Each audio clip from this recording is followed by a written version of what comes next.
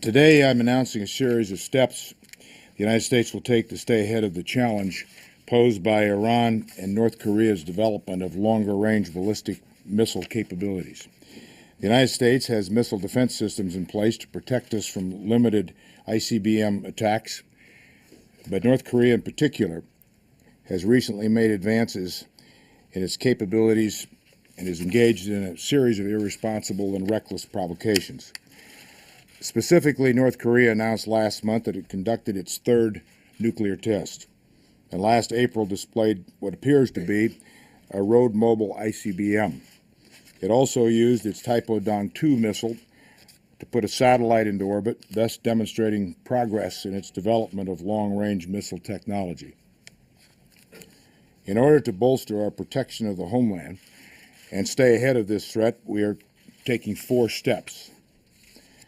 First, we will strengthen homeland missile defense by deploying 14 additional ground-based interceptors, GBIs, at Fort Greely, Alaska. That will increase the number of deployed ground-based interceptors from 30 to 44, including the 4 GBIs at Vandenberg Air Force Base in California. These additional GBIs will provide a nearly 50% increase in our missile defense capability. Second, with the support of the Japanese government, we are planning to deploy an additional radar in Japan. This second TPY-2 or TPY-2 radar will provide improved early warning and tracking of any missile launched from North Korea at the United States or Japan. Third, as directed by Congress, we are conducting environmental impact studies for a potential additional GBI site in the United States. While the administration has not made any decision on whether to proceed with an additional site, conducting environmental impact studies will shorten the timeline for construction, should that decision be made. And fourth, we are restructuring the SM-3-2B program. As many of you know, we had planned to deploy the SM-2B as part of the European phased adaptive approach. The purpose was to add to the protection of the U.S. homeland already provided by our current GBIs against missile threats from the Middle East. The timeline for deploying this program had been delayed to at least 2022 due to cuts in congressional funding. Meanwhile, the threat matures.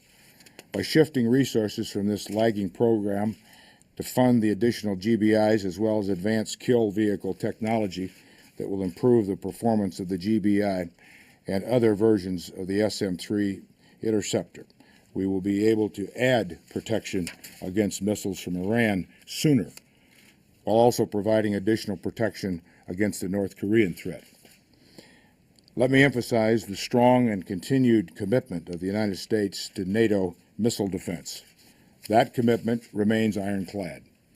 The missile deployments the United States is making in phases 1 through 3 of the European phased adaptive approach, including sites in Poland and Romania, will still be able to provide coverage of all European NATO territory as planned by 2018. The collective result of these 4 decisions will be to further improve our ability to counter future missile threats from Iran and North Korea, while maximizing increasing scarce taxpayer resources. The American people expect us to take every necessary step to protect their security at home and U.S. strategic interests abroad, but they expect us to do so in the most efficient and effective manner possible. By taking the steps I've outlined today, we will strengthen our homeland defense, maintain our commitments to our allies and partners, and make clear to the world that the United States stands firm against aggression. Thank you.